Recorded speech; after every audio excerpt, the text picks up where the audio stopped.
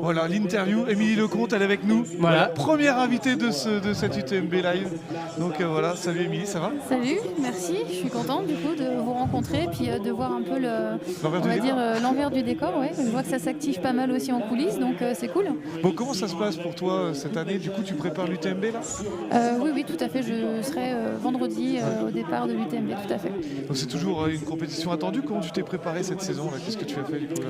Et écoute, on a essayé de varier un petit peu les plaisirs. Moi, je me laisse toujours un peu guider par les envies et par le plaisir. Et puis aussi les courses qui sont un peu mythiques et qui nous donnent envie de voyager, comme par exemple à la Western. Je suis partie à la Western States au mois de juin cette année, donc découvrir un petit peu d'autres sentiers, un petit peu plus roulants que ce que nous on peut avoir dans les Alpes, mais aussi un peu plus chaud, donc des conditions un petit peu différentes.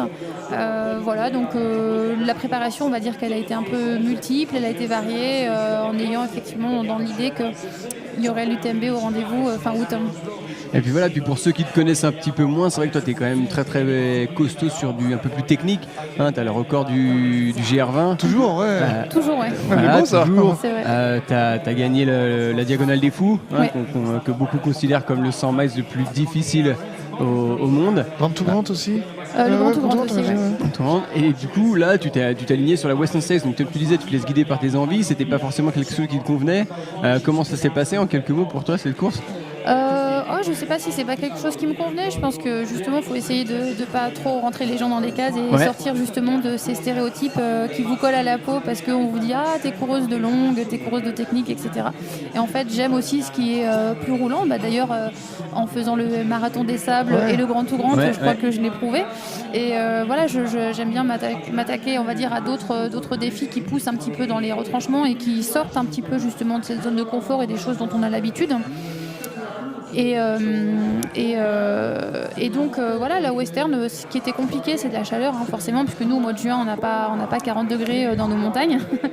Et donc ça a été un peu compliqué. Et puis après ça a vraiment été un beau voyage, une très belle découverte. Et j'ai juste adoré cette course, quoi. Bon, n'hésitez pas à poser vos questions à Émilie. Il y a des ordi qui marchent plus ou moins bien ici. C'est un peu... en tout cas, ils sont tous très contents que tu sois là, Émilie. Top Émilie, bon appétit. Eric, Eric a laissé sa place donc à Émilie. On fait un coucou à La Réunion que tu aimes beaucoup. Tu retourneras sur la Diac cette année? Je suis à la Diac cette année, tout à fait, oui. Donc super. Et n'hésitez pas à poser vos questions du coup à Émilie. Émilie va gagner l'UTMB cette année, voilà. Donc, en tout cas, ils t'attendent à La Réunion. Oui, écoute, moi aussi j'attends le rendez-vous avec impatience. Ouais, tu le disais, du coup, le marathon des sables aussi, c'était un moment. Tu as pu goûter à différentes choses et c'est ce que tu aimes aussi, découvrir des courses. C'est pareil, le marathon des sables, c'est juste. La chaleur, c'est juste aussi un paramètre qui est très compliqué. Bon, il y a le courir dans le sable aussi, c'est pour nous qui habitons la montagne ou la plaine, quoi qu'il arrive, c'est quand même pas tellement habituel. Donc, par contre, c'est le dépaysement, c'est un état d'esprit qui est complètement différent. C'est surtout l'autonomie aussi qui est rendue aux coureurs que je trouve intéressante. Comme par exemple le Grand to Grand et comme le principe de toutes les courses à étapes. Je vais d'ailleurs faire une nouvelle course à étapes aux États-Unis l'année prochaine qui s'appelle Legendary Race, qui a lieu du côté de Leadville, Colorado, tout ça. Et pareil, qui est course à étapes. En fait, j'aime bien aussi le format étape parce que justement, en fait, on trimballe un peu sa maison avec soi pendant 7 jours et on remet en jeu tous les jours la course, puisque tous les jours on repart pour une nouvelle course, petite ou moyenne ou grande distance, mais voilà. Il y a aussi l'état d'esprit de partage avec les coureurs, puisqu'on vit avec la caravane entre guillemets pendant une semaine. Donc on est complètement au milieu de nulle part entre nous et j'allais dire presque avec l'essentiel, quoi. Juste en fait finalement très peu de choses. C'est là qu'on se rend compte il nous suffit très peu de choses pour vivre, pour bien vivre et pour être heureux presque. Un sac à dos avec 7 jours de nourriture, ça représente, je crois que c'est, je me souviens plus ce que j'ai, 24 000 calories. J'ai oublié, 14 000 pardon. calories pas 10 000 en un coup. obligatoires. Non, 14 000 calories obligatoires, je crois que c'est ça, sur les 7 jours. Donc c'est peu en fait, c'est pas beaucoup, C'est mais très, très peu. finalement ça suffit en fait. Et un peu d'eau quand même pour boire pour les étapes. Et puis après c'est juste de partager le soir autour du feu avec les coureurs, c'est juste voilà, nous profiter sur chaque étape. Donc sur les courses à étapes on se fait moins mal finalement que sur la longue distance, moins mal dans le sens où on a le temps de récupérer le soir, on peut prendre soin des pieds, soin du corps, etc. Ça reste quand même des longues distances puisqu'on fait 270 km à la fin. Mais on n'est pas dans le même état de fatigue et dans le même état, j'allais dire, cassé à la fin, quoi. Émilie, on a une petite question là. Émilie, c'est ton job de guide tête au quotidien, moi que ce soit la bière, mais ça c'est autre chose ça. Non, le job de guide, on va dire oui et non. Je pense pas. Au contraire, il est plutôt dangereux dans le sens où moi je le vois pas comme un entraînement en tant que tel. Et d'ailleurs, c'en est pas un. Ouais. Mais par contre, c'est une dépense énergétique qu'il faut pas négliger parce que quand tu accompagnes des clients en montagne, mine de rien, voilà, tu es plusieurs heures dehors à porter le sac, à être à soumettre ton corps quand même à une certaine, on va dire, contrainte et fatigue. Et donc c'est pas vraiment de l'entraînement, c'est pas vraiment non plus du repos, mais faut l'incrémenter dedans. Donc par contre c'est vrai qu'on est dehors, voilà, c'est quand même agréable, on peut pas dire le contraire, mais je sais pas vraiment si ça aide encore. Voilà. Ça aide sûrement plus que de rester derrière un bureau assis. Oui, par contre c'est vrai que d'avoir le Mont Blanc en toile de fond, C'est c'est beau, vraiment c'est un magnifique, très beau ouais. bureau. Je dois dire que je suis assez chanceuse pour ça. Alors la course UTMB, on y vient, c'est comme l'une des courses qui est le plus attendue dans l'année. Cette année, on voit chez les hommes, il y a une grosse concurrence. Cette année aussi chez les dames, tu as regardé un peu chez les femmes, Oui, bien les sûr. concurrentes, voilà, Bien sûr. le plateau. Qu'est-ce que tu en penses un peu de ce plateau? Moi je suis très contente en fait, je suis très contente qu'on ait une course comme l'UTMB avec une confrontation possible avec ce qui se fait peut-être de meilleur au monde.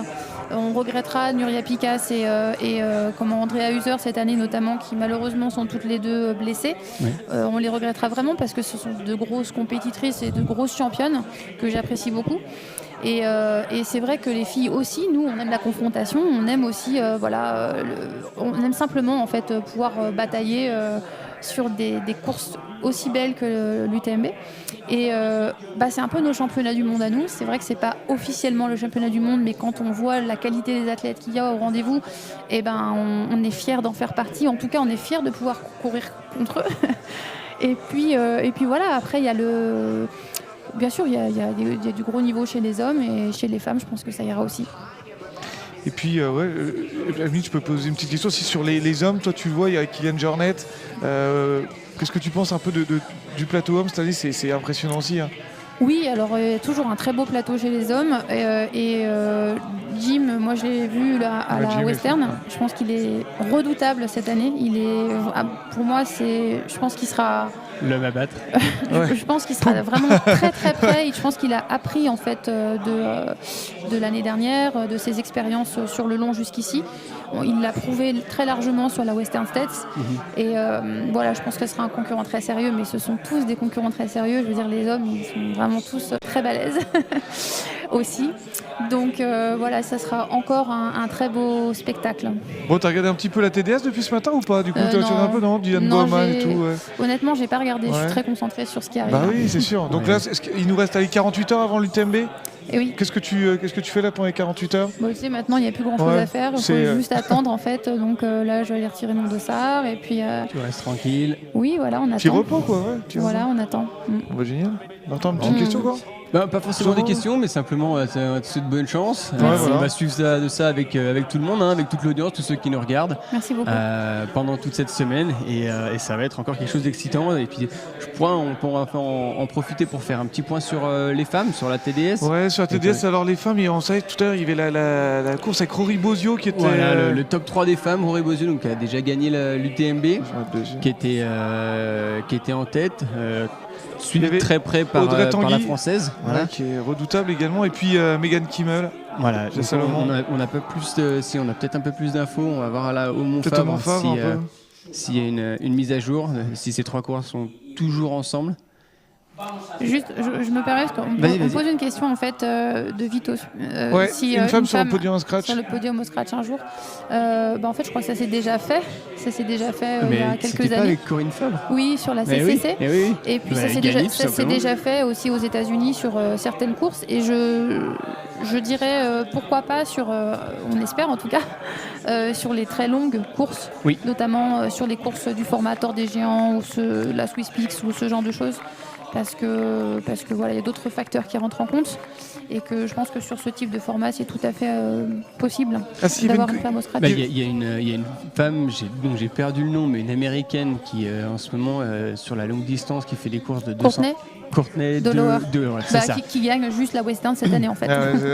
Mais qui ne rentre pas sur le podium. En revanche, je pense que sur des courses de 200 miles, elle a déjà fait des podiums aussi.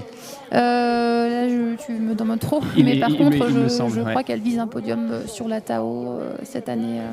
Qui fait Tao 200. La Tao 200. 200 miles. Si, il y avait une question aussi tout à l'heure, justement, j'en profite parce que comme il savait que tu allais être en invité, pourquoi plutôt l'UTMB que la TDS, comme on était sur la TDS tout à l'heure? Parce que c'est le mythe. L'UTMB, c'est d'abord celle qui. C'est la grosse mythique, la plus prestigieuse. Après, je sais que la TDS, le parcours est très beau, il est aussi technique, probablement qui me plairait beaucoup. Mais c'est vrai que quitte à faire une des courses de l'UTMB, c'est déjà de faire l'UTMB, déjà d'arriver à le faire en entier, parce que c'est bien de le mettre au programme, mais c'est pas non plus forcément une évidence d'aller jusqu'au bout et de bien la faire. Avant de parler de faire une belle place, c'est déjà de le faire jusqu'au bout. Et puis, c'est faire le tour du Mont Blanc, c'est quand même quelque chose, quoi. Pendant ce temps-là, il y a les départs de la YCC. Ça, c'est pour les jeunes, ils sont au taquet. Donc on les voit partir beaucoup plus vite que la TDS, et c'est normal, vous inquiétez pas, c'est pas la fougue de la jeunesse qui les fait partir à cette allure-là, mais c'est véritablement une distance qui est beaucoup plus courte. C'est dans Courmayeur, c'est au-dessus de Courmayeur. Mais souvent, on retrouve ceux de l'YCC les dernières années. Après, il y a des bons petits jeunes. Qui opèrent de bonnes transitions sur des courses un peu plus longues. Mais c'est aussi, je pense, une bonne chose. Enfin, ça, c'est mon avis personnel. Mais d'avoir des courses plus courtes pour les jeunes et pas forcément de les pousser trop tôt vers l'ultra. Il y a le temps pour ça. Quand on est jeune et qu'on a de la vitesse, faut en profiter. Oui, et puis surtout, l'ultra, c'est une discipline à part entière, à pas négliger. Parce que c'est vrai que dans la tête de beaucoup de coureurs aujourd'hui, en fait... on aborde un ultra comme on aborde un marathon ou une course de 10 km, on banalise la distance et puis du coup on enchaîne les ultras dans l'année. Il faut juste rappeler que un marathonien sur route, il ne va pas faire 5-6 marathons dans l'année. S'il en fait 2, peut-être 3, et j'en suis pas sûre, maximum, c'est déjà énorme. C'est clair. Tout à fait. Donc je pense que l'ultra, ça s'envisage de la même manière. C'est une vraie discipline et qui est noble, comme le marathon, etc. Les vitesses sont pas les mêmes, mais c'est pas du tout la même chose. Et en revanche, le temps de préparation et le temps de récupération n'est pas le même non plus. Et il faut surtout pas négliger ces parties-là. Et donc, de se dire déjà, de se mettre un gros objectif, voire 2 dans l'année, c'est déjà énorme en fait. Et il n'y a pas à rougir de ça, et il n'y a pas à se dire, je suis jeune, tout de suite, si je veux exister, il faut que je fasse du long. Non, c'est d'abord une question de préférence. Et puis il y a des coureurs qui basculent sur le long alors qu'ils ne sont pas faits pour ça. Et puis des coureurs qui... Voilà, donc je veux dire, faut pas dire je vais là parce que c'est tendance ou quoi. C'est tout vraiment... à fait. Et moi, là, de par mon activité professionnelle, j'ai pu le vivre avec une athlète, Ruth Croft, une néo-zélandaise, qui petit à petit avait fait monter la distance. En 2015, elle a gagné la CCC. Et puis elle s'était dit, la suite logique, c'est l'UTMB. Elle avait fait le Lavaredo, où elle avait fini 2e derrière Caroline Chavreau. Et en fait, elle a pas du tout apprécié cette expérience et elle a eu le courage de dire non, je vais pas aller là où tout le monde m'attend vers l'ultra, et elle est revenue sur des distances entre distance marathon et 50 km. Et puis cette année on voit que ça lui réussit beaucoup. Elle gagne le marathon du Mont Blanc, elle fait 3e à Zegama. Bien sûr. Il faut juste que l'athlète en fait se trouve ça, ou le coureur trouve son créneau, son truc, et puis pas se forcer à aller sur quelque chose parce que il n'y a pas de choses qu'il faut faire. Je pense qu'il faut vraiment aller là où on a envie d'aller. Tout comme les courses qu'on met au calendrier, il faut que ça reste des courses qui nous font rêver, plaisir, et voilà. Course que l'on trouvera sur l'OCC demain, d'ailleurs. Tout à fait. Sur l'OCC, encore une fois, sur la distance la plus courte. La plus courte, Allez, dernière question avant de te laisser, Émilie, parce que faut que tu te prépares. Tes repas à 48 heures du départ, là, nous demande Vito. Pour l'instant, j'ai rien de planifié. Il y a un petit burger. Voilà. Non, c'est sûr que je vais éviter la pizza, les Ouais, frites clair, et le clair, coca, ça clair. c'est certain.